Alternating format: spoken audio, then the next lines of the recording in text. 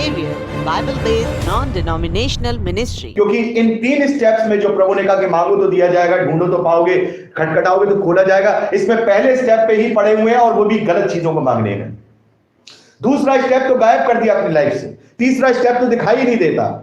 पहला स्टेप मांगो मांगो मांगो मांगो मांगो, अरे क्या मांगो भाई। प्रेज द लॉर्ड, जय मसीह की। प्रभु आप सबको बहुत आयत की आशीष दे। मेरे प्यारे भाई बहनों, आप सभी का बहुत स्वागत है मत्ती रचित सुसमाचार 7वां अध्याय 7वें वचन से लेकर 11वें वचन तक, जहां प्रभु कहते हैं कि मांगो तो दिया जाएगा, मांगो तो दिया जाएगा, ढूंढो तो पाओगे और खटखटाओगे तो तुम्हारे लिए खोला जाएगा। क्योंकि जो कोई मांगता है उसे मिलता है, जो कोई ढूंढता है वो पा लेता है, और जो खटखटाता है उसके लिए खोला जाता है। इस वचन का आज हम बहुत ही गहराई से अध्ययन करेंगे, और मैं चाहूंगा कि भावना आप इसको 7वें वचन से लेकर के 11वें वचन तक पढ़ लीजिए। एक बार फिर से सुन लीजिए। मत्ती रचित सुसमाचार, गॉस्पेल ऑफ मैथ्यू चैप्टर 7 अध्याय 7 वर्स 7 to 11, वचन 7 से 11। आप पढ़िए बुलंद आवाज में। भावना, मांगो तो तुम्हें दिया जाएगा, मांगो तो तुम्हें दिया जाएगा, ढूंढो तो तुम पाओगे, ढूंढोगे तो तुम पाओगे, खटखटाओ तो तुम्हारे लिए खोला जाएगा। यस। क्योंकि जो कोई मांगता है उसे मिलता है, और जो ढूंढता है वो पाता है, और जो खटखटाता है उसके लिए खोला जाएगा। तुम में से ऐसा कौन मनुष्य है कि यदि उसका पुत्र उससे रोटी मांगे तो वह उसे पत्थर दे, या मछली मांगे तो उसे सांप दे? अतः जब तुम बुरे होकर अपने बच्चों को अच्छी वस्तुएं देना जानते हो, तो तुम्हारा स्वर्गीय पिता अपने मांगने वालों को अच्छी वस्तुएं क्यों ना देगा। हालेलुया। मेरे प्यारे भाई बहनों, प्रभु यीशु मसीह कह रहे हैं कि तुम बुरे पिता, बुरे माँ बाप होकर अपने बच्चों को अच्छी अच्छी वस्तुएं देना जानते हो, लेकिन हमारा स्वर्गीय पिता तो अच्छा और सच्चा पिता है, तो फिर वो क्यों तुम्हें अच्छी वस्तु ना देगा। और इस वचन को लेकर के लोग प्रचार करते हैं। देखो, प्रभु कहते हैं मांगो तो दिया जाएगा, तो प्रार्थना करो वो देगा, प्रार्थना करो वो देगा, प्रार्थना करो वो देगा। मेरे प्यारे भाई बहनों, यहां पर प्रभु यीशु मसीह ने किसके विषय में बात की है? प्रभु यीशु मसीह ने कही है कि वो तुम्हें अच्छी वस्तुएं क्यों ना देगा। तो ये अच्छी वस्तुएं क्या हैं, इसके विषय में भी हम देखेंगे। तो सबसे पहले हम यहां 3 पार्ट देखते हैं। मांगो तो दिया जाएगा, ढूंढो तो पाओगे, खटखटाओगे तो खोला जाएगा। तो 3 पार्ट है, एक एक करके तीनों पार्टों का हम यहां पर अध्ययन करेंगे। सबसे पहले हम मांगो तो दिया जाएगा के विषय में बात कर रहे हैं। तो मांगो और क्या दिया जाएगा, और क्या मांगो और क्या दिया जाएगा। मेरे प्यारे भाई बहनों, हम क्या मांगते हैं और हमें क्या दिया जाता है। और यहां प्रभु क्या कह रहे हैं कि ये मांगो तो तुम्हें ये दिया जाएगा। प्रभु कह रहे हैं कि तुम्हें अच्छी वस्तु पिता परमेश्वर देगा। तो ये अच्छी वस्तु क्या है, हम कैसे एनालिसिस करें, हम कैसे जाने कि अच्छी वस्तु क्या है जो हमें मांगनी है और जो हमें दी जाएगी। क्या हमें बंगला दिया जाएगा, क्या हमें बहुत बड़ी पोस्ट दी जाएगी, क्या हमें बहुत अच्छी पत्नी दी जाएगी, या बहुत अच्छा पति दिया जाएगा, या हमें कोई वीजा दिया जाएगा, हमें कोई बड़ा ऊंचा पद दिया जाएगा। अच्छी वस्तु आखिर क्या है, अच्छी वस्तु क्या है जो प्रभु कह रहे हैं कि तुम्हारा अच्छा और सच्चा पिता है, वो तुम्हें अच्छी वस्तुएं क्यों ना देगा। ये अच्छी वस्तु क्या है, आज हमें ये जानना है कि अच्छी वस्तु क्या है और क्या मांगना है और क्या हमें दिया जाएगा। मेरे प्यारे भाई बहनों, हम हमेशा दुनिया की भौतिक नाशवान वस्तुएं ही परमेश्वर से मांगते रहते हैं, लेकिन ये भौतिक नाशवान वस्तुएं अच्छी नहीं है, अच्छी नहीं है। क्योंकि अगर ये अच्छी होती तो इनके लिए प्रभु कहते कि ये आशीषें हैं, लेकिन प्रभु ने इन्हें वस्तुएं कहा है। तो यहां पर अच्छी वस्तु क्या है? अच्छी वस्तु हम देखते हैं लूका रचित सुसमाचार उसके 11वें अध्याय 13वें वचन में। यहां पर इसी वचन को जब दोबारा से वहां पर लूका के द्वारा लिखा गया है, तो वहां पर अच्छी वस्तु का वर्णन दिया गया है, क्योंकि शायद लोग नहीं समझ पा रहे थे कि वो अच्छी वस्तु क्या है। यहां लिखा है लूका रचित सुसमाचार, gospel of Luke chapter 11 verse 13 अध्याय 11 उसका 13वां वचन। यस। अतः तुम बुरे होकर अपने बच्चों को अच्छी वस्तुएं देना जानते हो, यस, तो स्वर्गीय पिता अपने मांगने वालों को पवित्र आत्मा क्यों ना देगा। पवित्र आत्मा क्यों ना देगा। मेरे प्यारे भाई बहनों, जानते हैं वो अच्छी वस्तु क्या है जो प्रभु यीशु मसीह वहां कह रहे हैं कि तुम्हारा अच्छा पिता तुम्हें फिर अच्छी वस्तु क्यों ना देगा। यहां पर पवित्र आत्मा के विषय में लिखा गया है। पवित्र आत्मा के विषय में लिखा गया है कि मांगो तो दिया जाएगा। तो क्या मांगना है? पवित्र आत्मा मांगना है, क्योंकि पवित्र आत्मा हमारा ऐसा सहायक है जो हमारा मार्गदर्शन करता है। हमने इसके विषय में बहुत अच्छी से एक संदेश हमने दिया था। वहां पर पवित्र आत्मा हमारी सहभागिता कैसे करता है, पवित्र आत्मा हमारा गार्जियन है, पवित्र आत्मा हमारे साथ चलने वाला है, पवित्र आत्मा हमारा दोस्त है, पवित्र आत्मा हमें दोष लगाने वाला है। पवित्र आत्मा वो अच्छी वस्तु है जो हमारे जीवन में, इस धरती वाली जीवन में कार्यरत होती है। मेरे प्यारे भाई बहनों, जब हम रोमियो की पत्री उसका 7वां अध्याय पढ़ते हैं तो वहां पर पौलुस ने बहुत ही अच्छी तरह से एक ये बात कही है कि मैं अच्छे काम करना चाहता हूं। रोमियो की पत्री उसका 7वां अध्याय, कि मैं अच्छा काम करना चाहता हूं लेकिन मुझसे अच्छे काम नहीं हो पाते हैं, क्योंकि मुझ में कोई अच्छी वस्तु वास नहीं करता। मैं चाहूंगा 7वां अध्याय 18वां वचन पढ़ दीजिए, जहां पर पौलुस लिखते हैं, क्योंकि मैं जानता हूं कि मुझ में अर्थात मेरे शरीर में कोई अच्छी वस्तु वास नहीं करती, क्योंकि मैंने अपने मन को अपनी अभिलाषाओं का दास बना लिया है। हम सब अपनी अभिलाषाओं के, अपनी लालसाओं के दास बने रहते हैं। चाहते तो हैं अच्छा काम करना, चाहते तो हैं परमेश्वर के ग्रहण योग्य काम करना, लेकिन कर नहीं पाते। पौलुस करें, क्योंकि मुझ में, इस शरीर के अंदर कोई अच्छी वस्तु वास नहीं करती। वो अच्छी वस्तु हम जानते हैं, अच्छी वस्तु क्या है? पवित्र आत्मा है। क्योंकि उसके लिए हम लूका रचित सुसमाचार में पढ़ते हैं कि वो स्वर्गीय पिता फिर अपने मांगने वालों को पवित्र आत्मा यानी अच्छी वस्तु क्यों ना देगा। और जब वो अच्छी वस्तु हमें मिलता है, पवित्र आत्मा जब हमें मिलता है, तब हम उसके संचालन में, उसकी अधीनता में अपने जीवन को जीते हैं। वो है अच्छी वस्तु। इस धरती के आडंबर, इस धरती की चीजें, इस धरती की भौतिक वस्तुएं वो वस्तुएं नहीं है जिसके लिए वचन लिखा है। बहुत सारे लोग कहते हैं मांगो तो दिया जाएगा, मांगते रहो हर दिन, कुछ भी मांगो। नहीं, अच्छी वस्तु यानी पवित्र आत्मा मांगो। अगर पवित्र आत्मा हमें सही रीति से, हमारी सहभागिता तो हमारी है ही, लेकिन अगर परिपूर्णता हमें मिल गया तो फिर हम परमेश्वर के ग्रहण योग बनने पाएंगे। तो सबसे पहली जो अच्छी वस्तु है, हम यहां सबसे ज्यादा देखते हैं, वो है पवित्र आत्मा। और दूसरी, मेरे प्यारे बहन, बहुत सारी चीजें जो प्रभु ने हमें देने के लिए कहा है। अगर हम पवित्र शास्त्र पढ़ेंगे तो बहुत सारी चीजों को पढ़ेंगे, लेकिन यहां पर जो मुझे सबसे अच्छी, जो प्रभु यीशु मसीह का संदेश है या प्रभु का जो मैसेज अपनी कलीसियाओं को, अपने लोगों को, वो मैं प्रकाशित वाक्य के 3रे अध्याय में पढ़ता हूं। और मैं वहां पर जब पढ़ता हूं तो वहां पर प्रभु ने बहुत लोगों को सराहा है और लोगों को उनको उनकी गलतियों को भी बताया है कि तुम्हें यहां पर ऐसे ऐसे सुधरना है।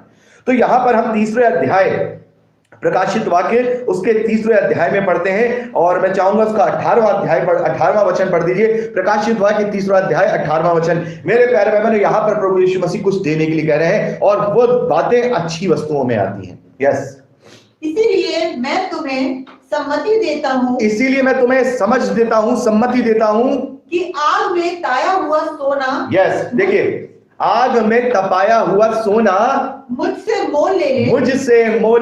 सबसे पहली चीज क्या? आग में तपा हुआ सोना मुझसे ले ले। ये अच्छी वस्तु। आगे, कि तू धनी हो जाए और श्वेत वस्त्र ले ले, सफेद वस्त्र ले ले, श्वेत वस्त्र ले ले, जिससे तू नंगा ना पाया जाए। और आगे लिखा है कि आंखों के लिए सुरमा ले ले, जिससे तू अंधा ना हो और तू देखने पाए। 3 अच्छी वस्तुएं प्रभु यीशु मसीह ने यहां पर कलीसियाओं को देने के लिए कहा है कि तू मुझसे तपा हुआ खरा सोना ले ले, तू मुझसे श्वेत वस्त्र ले ले, तू मुझसे आंखों के लिए सुरमा ले ले, ताकि तू देखने लगे। तो ये अच्छी वस्तु, ये तपा हुआ सोना क्या है, ये श्वेत वस्त्र क्या है, ये आंखों के लिए सुरमा जो प्रभु अच्छी वस्तु दे रहे हैं, ये क्या है? पहला पत्रस में जाऊंगा, पहला पत्रस उसका 1 अध्याय 7वां वचन पढ़िए। मेरे प्यारे भाई बहनों, यहां पर पता लगता है कि वो अच्छी वस्तु हमें क्या मांगना है। पवित्र आत्मा हमने मांगा, अब तपा हुआ सोना क्या है जो हमें परमेश्वर देने पर है, वो हमें मांगना है कि वो तपा हुआ सोना मिले। पहला पत्रस 1 अध्याय 7वां वचन। यस, और ये इसलिए बड़े ध्यान से सुन लीजिए मेरे प्यारे भाई बहनों, ये इसलिए है कि तुम्हारा परखा हुआ विश्वास, यस, बड़े ध्यान से आप सुन लीजिए, कि तुम्हारा परखा हुआ विश्वास। कौन सा विश्वास? विश्वास तो हम सब करते हैं, जिसने प्रभु पर विश्वास किया वो सब विश्वास करते हैं, लेकिन यहां पर पतरस कह रहे हैं तुम्हारा परखा हुआ विश्वास, यानी कि विश्वास की भी कैटेगरी यहां पर हो रही है। एक विश्वास वो जो दुष्ट आत्माएं भी करती हैं, याकूब कहते हैं। एक विश्वास जो हम जब प्रभु पर विश्वास करते हैं कि हमारे पापों की क्षमा हो गई। और उन सब में सबसे अव्वल विश्वास होता है परखा हुआ विश्वास। परखा हुआ विश्वास। जानते हैं मेरे प्यारे भाई बहनों, हम बाइबल में बहुत सारे कैरेक्टर देखते हैं जिनका जो परखे हुए हैं, लेकिन उन सब में सबसे हम ज्यादा जो परीक्षाओं में पड़े हुए व्यक्ति को देखते हैं वो अय्यूब को देखते हैं।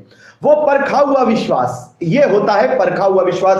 विश्वास करता हूं लेकिन परमेश्वर ने उसे परख लिया, परमेश्वर ने उसको परीक्षा में परख लिया, उसे कहते हैं परखा हुआ विश्वास। और इसको क्या कहते हैं पतरस यहां? और ये इसलिए है कि तुम्हारा परखा हुआ विश्वास जो आग से ताए हुए नाशवान सोने से भी कहीं अधिक बहुमूल्य है। क्या आग में तपे हुए नाशवान सोने से भी अधिक बहुमूल्य है? मेरे प्यारे भाई बहनों, प्रभु यीशु मसीह वो ही बहुमूल्य विश्वास तुम्हें देने के लिए कह रहे हैं कि मुझसे वो विश्वास ले लो और मुझसे मांगो तो मैं तुम्हें विश्वास में दृढ़ करूंगा। मेरे प्यारे भाई बहनों, पौलुस कहते हैं कि बहुत सारों के विश्वास रूपी जहाज डूब गए, बहुत सारों के विश्वास रूपी जहाज डूब गए। प्रभु यीशु मसीह नाव में था, उसके चेले उसके साथ थे और उसके चेले उस पर विश्वास नहीं कर सके। वहां आंधी आई, तूफान आया और वो डरने लगे, हे प्रभु हम नाश हुए जाते हैं। प्रभु ने कहा, हे अल्प विश्वासियों, हे अल्प विश्वासियों, विश्वास अगर हमें है तो हर एक परिस्थिति हमारे जीवन के अंदर, कोई सी भी कैसी भी परिस्थिति क्यों ना हो, उस विश्वास के द्वारा हम उससे प्रबल हो जाएंगे, उस पर दृढ़ हो जाएंगे। आमीन। अगर हमने मांगना है, अगर प्रभु से मांगना है तो क्या मांगते हैं? हे प्रभु ये तकलीफ चली जाए, हे प्रभु ये तकलीफ चली जाए। अरे वो तकलीफ क्या है?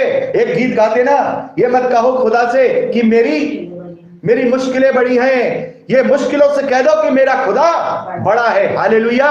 तो ये मत मांगो परमेश्वर ये मुश्किल मुझसे दूर हो जाए, क्योंकि वो मुझसे बहुत प्रेम करता है, वो जानता है कि मेरी सामर्थ कितनी है, वो मुझे कभी किसी मुश्किल में नहीं पड़ने देगा। ये मत मांगो कि हे प्रभु ये मुश्किल मुझसे दूर हो जाए, ये मांगो हे प्रभु मेरा विश्वास दृढ़ रहे इस मुश्किल में।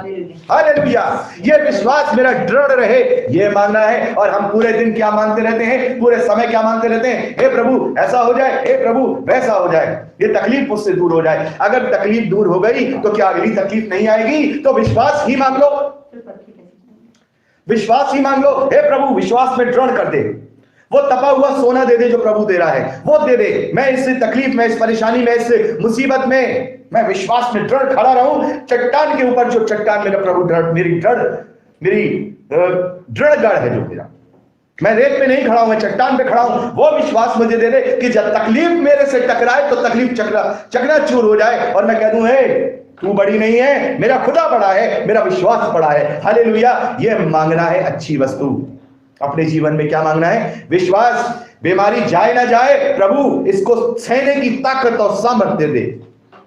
चंगाई आए ना आए, हे प्रभु इसको, इस तकलीफ को सहने की सामर्थ्य और ताकत दे दे, ताकि मैं तेरा नाम हरदम हर पल लिया करूं, ताकि जो भी तेरी योजना मेरे जीवन से है वो पूरी होने पाए। Hallelujah, hallelujah. तो ये मत कहो, ये मत मांगो कि प्रभु ये तकलीफ चली जाए, ये मांगो अच्छी वस्तु। क्या अच्छी वस्तु? विश्वास जो तपे हुए सोने से भी मूल्यवान है, उससे भी बहुमूल्य है। तो यहां पर हम देखते हैं कि प्रभु कहते हैं कि तपा हुआ सोना मुझसे ले लो, वो विश्वास ले लो, क्योंकि यदि तुमने सत्य को जान लिया है तो उस विश्वास में तुम दृढ़ खड़े रहोगे। और दूसरी चीज वहां प्रभु क्या कहते हैं? श्वेत वस्त्र, जिससे तुम नंगे ना पाओ। तो ये श्वेत वस्त्र क्या है मेरे प्यारे भाई बहनों? श्वेत वस्त्र क्या है? जब हम मेमने का विवाह कलीसिया से देखते हैं तो वहां भी मलमल के श्वेत वस्त्र को देखते हैं और वहां लिखा है ये लोगों की धार्मिकता है, लोगों की धार्मिकता है। लेकिन यहां प्रभु यीशु मसीह कह रहे हैं श्वेत वस्त्र ले लो। ये श्वेत वस्त्र कौन से हैं? जो तुम नंगे ना पा जाओ। इसी प्रकाशित वाक्य 3रा अध्याय 3रे वचन से लेकर 5वें वचन तक पढ़ दीजिए। मेरे प्यारे भाई बहनों, बड़े ध्यान से सुन लीजिए कि श्वेत वस्त्र क्या है जो हमें मांगने हैं। हम क्या मांगते हैं? हे प्रभु कपड़े मिल जाए, या हमें रोटी मिल जाए, हमें मकान मिल जाए। प्रभु कह रहे नहीं, देखो कितना बड़ा धन दे रहा हूं, तपा हुआ सोने से बड़ा धन नहीं है, वो विश्वास धन ही मांगना है। तो विश्वास रूपी सोना, विश्वास रूपी तपा हुआ सोना मानो। कपड़े ही मांगने हैं तो श्वेत वस्त्र मांगो, जो प्रभु ने कहे हैं ये श्वेत वस्त्र मैं तुम्हें दूंगा ताकि तुम नंगे ना पाए जाओ। इसी प्रकाशित वाक्य 3रा अध्याय 3रे वचन से लेकर 5वें वचन तक पढ़ दीजिए। यस।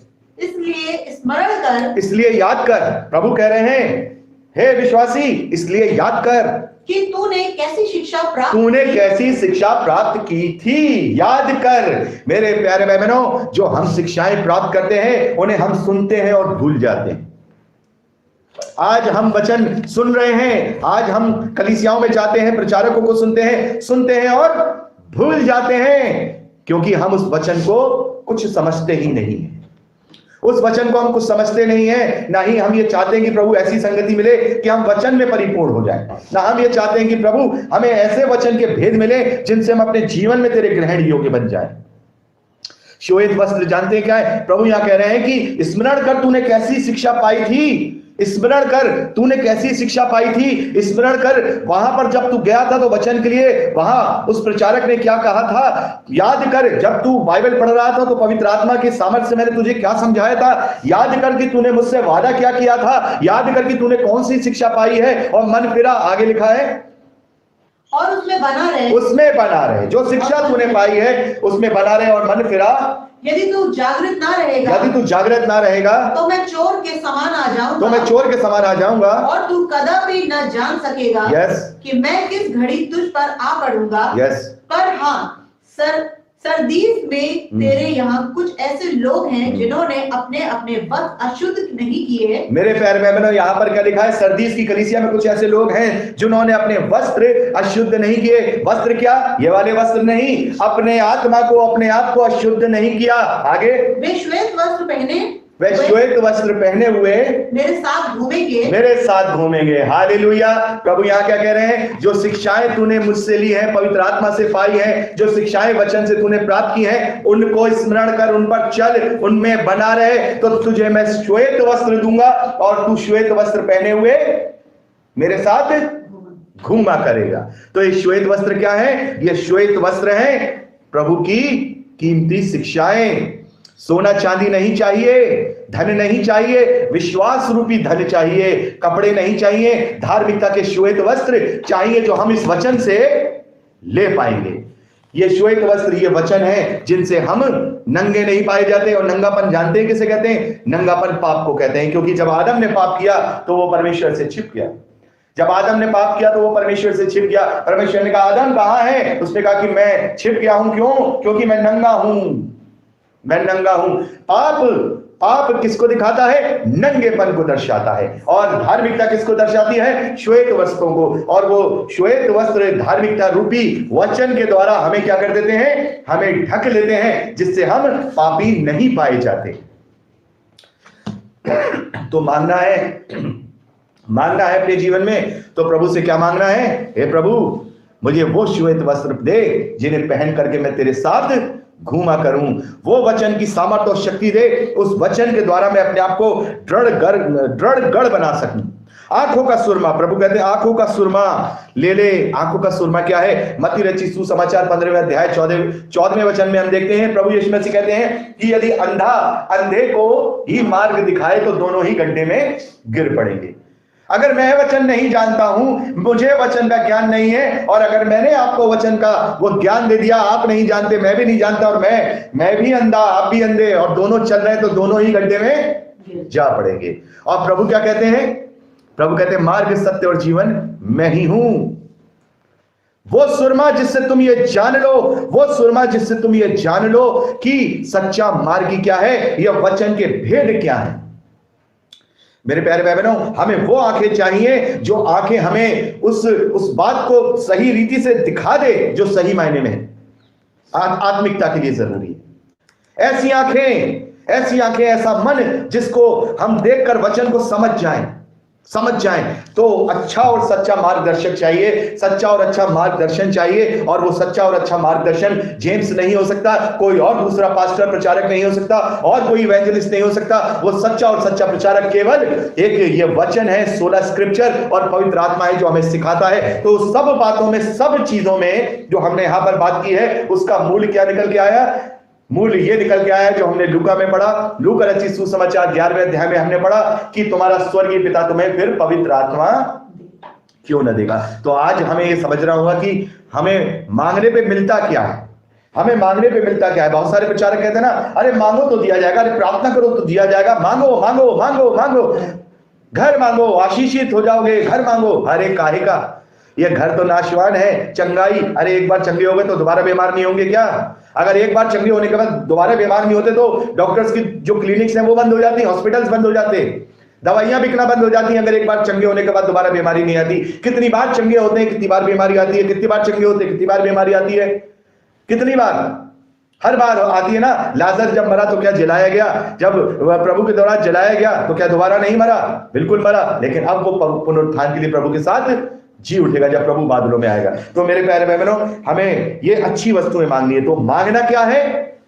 पवित्र आत्मा और विश्वास और वचन में परिपूर्णता, पवित्र आत्मा के वरदान। तो वो अच्छा पिता क्यों ना देगा, वो देने के लिए। अब दूसरा यहां पर इस वचन की बात करते हैं, ढूंढना और पाना। क्या ढूंढेंगे और क्या पाएंगे? क्या ढूंढेंगे और क्या पाएंगे? क्या ढूंढ रहे हैं हम? क्या ढूंढे? यहां लिखा है ढूंढो तो पाओगे। क्या ढूंढे? खजाना। खजाना बचपन में जब हम छोटे छोटे थे तो हम लोग सर्चिंग खेला करते थे, और उसमें हम लोग देखते थे कहीं यहां पे ये चीज घूम रहे, ढूंढते थे। वो एक खेल था। लेकिन आज हमने अपने इस जवानी, इसने अपने मैच्योरिटी को भी एक खेल बना लिया है कि आज हम वही चीजें ढूंढ रहे हैं जो नाशवान, वही चीजें ढूंढ रहे हैं। या प्रभु ने क्या कहा? प्रभु क्या कह रहे हैं? ढूंढोगे तो पाओगे। क्या ढूंढोगे? क्या ढूंढोगे जो तुम पाओगे? मेरे प्यारे बहनों, व्यवस्था विवरण उसके 4थे अध्याय को हम पढ़ते हैं। वहां 28वें और 29वें वचन को बड़े ध्यान से सुन लीजिए। यहां पर क्या ढूंढने की बात हो रही है और क्या पाने की बात हो रही है। यस, बड़े ध्यान से। ये ढूंढना बहुत जरूरी चीज है। मैं आपको एक ऐसा उदाहरण दूंगा जिसको आप ये समझ पाएंगे कि हमें अब ढूंढना और ढूंढने की इच्छा क्या है। यस, व्यवस्था विवरण 4था अध्याय 28वां और 29वां वचन। और वहां तुम मनुष्य के बनाए हुए लकड़ी और पत्थर के देवताओं की सेवा करोगे, जो ना देखते और ना सुनते और ना खाते और ना सूंघते हैं। हालेलुया। यहाँ पर परमेश्वर कह रहे हैं कि वहां पर तुम पत्थर के, लकड़ी के देवी देवताओं के बीच में रहोगे, ना सुनते, ना वो क्या, ना देखते, वो बेजान है, वो निर्जीव है, वो कुछ नहीं है, उनके बीच में रहोगे। लेकिन यहाँ परमेश्वर कह रहे हैं कि ऐसी विपरीत परिस्थितियों में तुम रहोगे जहां नाशवान लोगों के बीच में, नाशवान देवी देवताओं के बीच में रहोगे। आगे प्रभु कहते हैं परंतु वहां भी, लेकिन परंतु वहां पर भी ऐसी विपरीत परिस्थितियों में तुम, यदि तुम अपने परमेश्वर यहोवा को ढूंढोगे। यस, किसको ढूंढोगे? ढूंढोगे किसको? ताली। प्रभु ढूंढेंगे हम किसको ढूंढ रहे हैं? खजाने को ढूंढ रहे हैं। हम किसको ढूंढ रहे हैं? अपने अच्छे भविष्य को ढूंढ रहे हैं। लेकिन यहां ढूंढने के लिए यहां प्रभु ने कहा कि यदि तुम अपने परमेश्वर को ढूंढोगे ऐसी विपरीत परिस्थितियों में। मेरे प्यारे बहनों, मेरे पास बहुत सारी ऐसी गवाहियां हैं। एक बहन की गवाही मैं आपको बताना चाहूंगा कि वो एक ऐसे स्थान में थी जहां कोसों मील बोलते ना, मीलों कोई मसीह विश्वासी नहीं, मीलों। लेकिन प्रभु ने जो वो खोजी थी, प्रभु ने खुद को अपने आप को उस पर प्रकट किया और आज वो प्रचारक है। उसके गांव में कोई मसीह नहीं था, उसने वहां पर लोगों पर सुसमाचार दिया, लोगों को सुसमाचार दिया। तो यहां पर प्रभु कहते हैं ऐसी विपरीत परिस्थितियों में भी अगर तुम जहां ये काठ की मूर्तियां, पत्थर की मूर्तियों के बीच में भी रहोगे, और यदि तुम वहां भी मुझे ढूंढोगे तो मैं अपने आप को तुम पर प्रकट करूंगा। लेकिन शर्त यह है कि आगे लिखा है, प्रभु ने कहा शर्त यह है कि तुम अपने पूरे मन से और अपने सारे प्राण से उसे ढूंढो। पूरे मन से और सारे प्राण से उसे ढूंढो। तो मेरे प्यारे बहनों, हमें किसे ढूंढना है? परमेश्वर को ढूंढना है। कहां ढूंढना है? इस यूनिवर्स के परे जाकर के रॉकेट से कहां ढूंढना है? परमेश्वर कहां मिलता है? परमेश्वर कहां है? परमेश्वर वचन में है, जीवित वचन में है। मेरे प्यारे बहनों, जब हम इतिहास की पुस्तकों को पढ़ते हैं, राजाओं की पुस्तकों को पढ़ते हैं पुराने नियम में, तो वहां बहुत सारे राजाओं के जीवन के विषय में बताया गया है कि उनका कैसा चाल चलन था, वो कैसे उन्होंने कार्य किए, वो अच्छे थे या परमेश्वर के ग्रहण योग्य बने रहे या परमेश्वर के विरोध में रहे।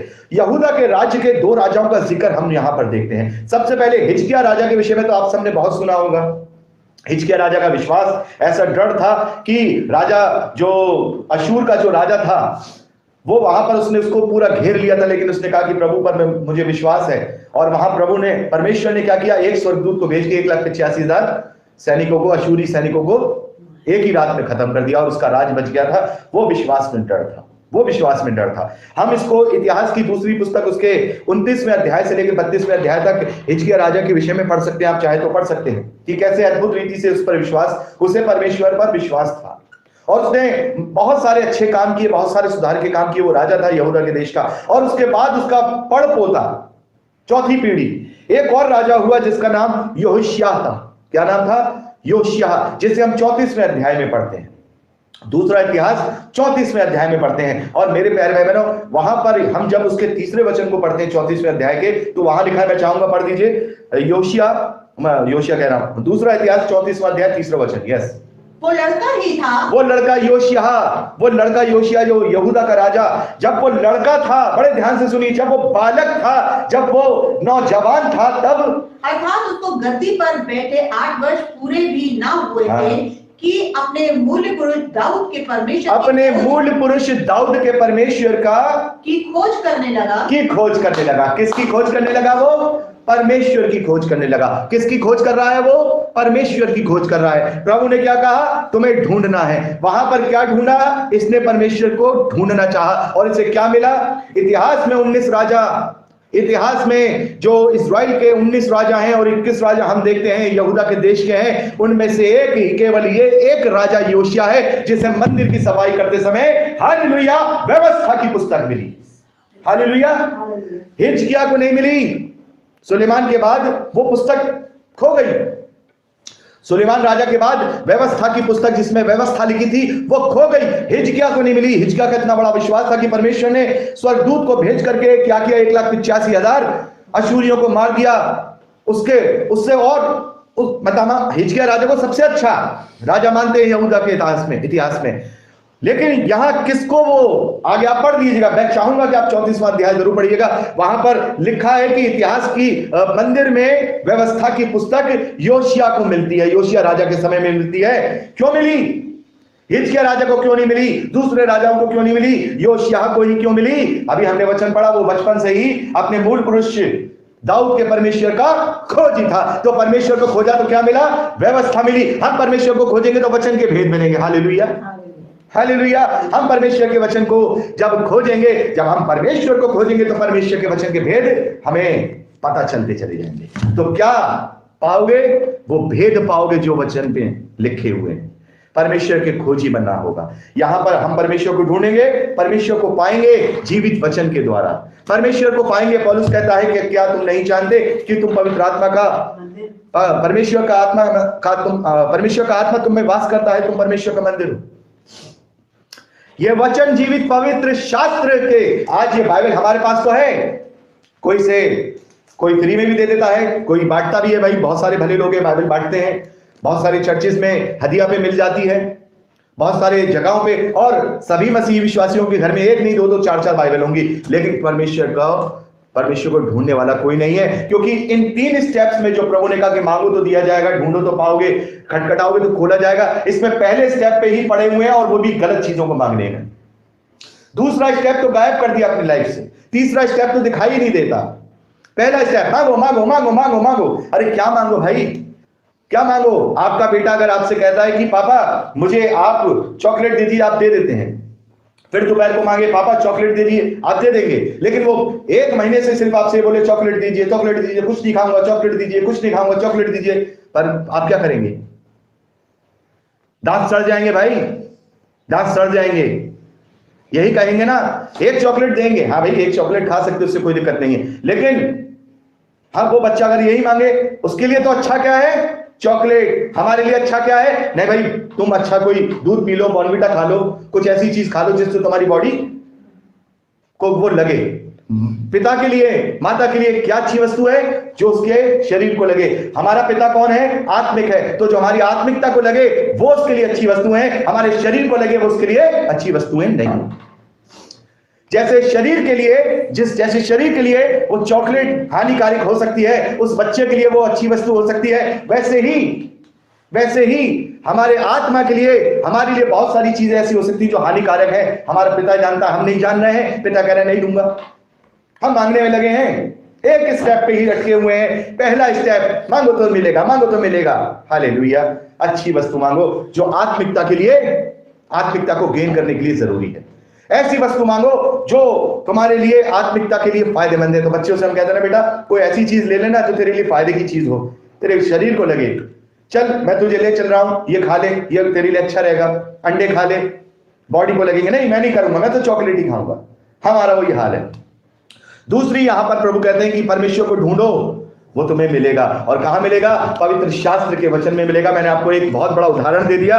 राजा हिजकिय्याह इतना अच्छा राजा, विश्वास में दृढ़, उसको नहीं मिला परमेश्वर, यानी योशिय्याह राजा को, क्योंकि वो उसका खोजी था, तो उसे वो व्यवस्था की पुस्तक मंदिर की मरम्मत कराते समय मिल गई। क्योंकि राजा हिजकिय्याह ने भी मरम्मत कराई थी, उसे नहीं मिली, छुपी रही, क्योंकि वो खोजी नहीं था, विश्वासी था, खोजी नहीं था। हमें विश्वासी भी बनना है, खोजी भी बनना है। Hallelujah, hallelujah. केवल विश्वासी नहीं, विश्वास के द्वारा खोजी भी बनना है। तो यहां पर हम देखते हैं दूसरी चीज, अगर हम ढूंढेंगे परमेश्वर को, तो परमेश्वर कहता है कि शर्त यह है कि तू पूरे मन पूरे प्राण से मुझे ढूंढ, पूरे मन से तू उस वचन को जानने की कोशिश कर। हालेलुया। यह वचन भेद नहीं रहेगा, यह वचन हम पर उजागर हो जाएगा, हम सब पर उजागर हो जाएगा। हालेलुया। ये दूसरा यहां पर प्रभु ने कहा। और देखिए तीसरा क्या है? खटखटाना और खोला जाना। क्या? खटखटाओ तो खोला जाएगा। क्या मेरे प्यारे भाई बहनों, क्या खटखटाएं और क्या खोला जाएगा? क्या खटखटाएं और क्या खोला जाएगा? मेरे प्यारे भाई बहनों, मान लीजिए कि हम किसी जगह पे गए हैं, किसी घर में गए हैं, मतलब किसी जगह पे गए और बहुत तेज बारिश हो रही है, बहुत तेज बारिश हो रही है, और हमें वहां शरण प्राप्त करनी है, और हम घरों को खटखटा रहे हैं। बहुत सारे लोग खटखटाते हैं तो खोल देते हैं, बहुत सारे खटखटाते नहीं खुलते हैं। लेकिन यहां दो द्वार हैं जो दोनों ही खुलते हैं। बड़े ध्यान से सुनिएगा, क्या खटखटाया जाएगा और क्या खोला जाएगा। यहां दो द्वार हैं जो दोनों खटखटाने पर दोनों खुलते हैं। एक द्वार विनाश का द्वार, एक द्वार स्वर्ग का द्वार, दोनों ही खुलते हैं और दोनों को ही हम खटखटाते हैं। और खटखटाना क्या है? इच्छा। शैतान के दरवाजे को खटखटाएंगे तो वो तो बिल्कुल खुला बैठा है, आ जाओ फटाफट से, आओ मैं तुम्हें नाश करने के लिए अंदर बुला रहा हूं। परमेश्वर के दरवाजे को खटखटाएंगे तो वहां परमेश्वर उद्धार के लिए हमें बैठा हुआ है। तो खटखटाना यानी कि इच्छा रखना। अब किसी चीज को खटखटाते का मतलब उधर जाना चाहते हैं ना, जिस घर में हम जाना चाहते हैं उस घर का दरवाजा खटखटाते हैं, वो हमारी इच्छा होती है कि हम इसमें जाएं। तो हमें यह देखना होगा कि हम किसका द्वार खटखटा रहे हैं। विनाश का द्वार खटखटा रहे हैं, हमारी इच्छाएं क्या हैं। प्रभु ने यहां पर एक लाइन में यह बात कह दी है कि सब दुनियावी बातें छोड़ दो, सब त्याग दो, सब बातें व्यर्थ हैं। मांगो तो दिया जाएगा, अच्छी वस्तुएं मांगो आत्मिकता के लिए, ढूंढो परमेश्वर को तो परमेश्वर का वचन, उसका भेद तुम्हें दिया जाएगा। खटखटाओ वो दरवाजा, अपनी इच्छाएं, अपनी इच्छा को ऐसा रखो कि तुम्हें वो चाहिए, इस दरवाजे में जाना है। यिर्मयाह भविष्यवक्ता की पुस्तक उसका 29वां अध्याय 11वें वचन में परमेश्वर की वाणी क्या है? परमेश्वर कहते हैं कि अंत में मैं तेरी आशा पूरी करूंगा। अब कोई नर्क में जाए, कोई नर्क में चला जाए तो वहां पर वो चिल्ला के ये कहे, हे प्रभु, हे परमेश्वर, तूने मुझे नर्क में क्यों डाल दिया? तो परमेश्वर कहेगा, भाई तेरी इच्छा ये थी कि तुझे नर्क में डाला जाए, क्योंकि तू नर्क का दरवाजा लगातार पूरी जिंदगी खटखटाता था, और मैंने तुझसे कहा कि मैं तेरी इच्छा और तेरी आशा पूरी करूंगा। तो तेरी आशा तो यही थी, क्योंकि तूने नाशवान चीजों पर अपना मन लगाया था, वही खटखटा रहा था तू पूरे जीवन भर। तूने अगर मेरे द्वार खटखटाए होते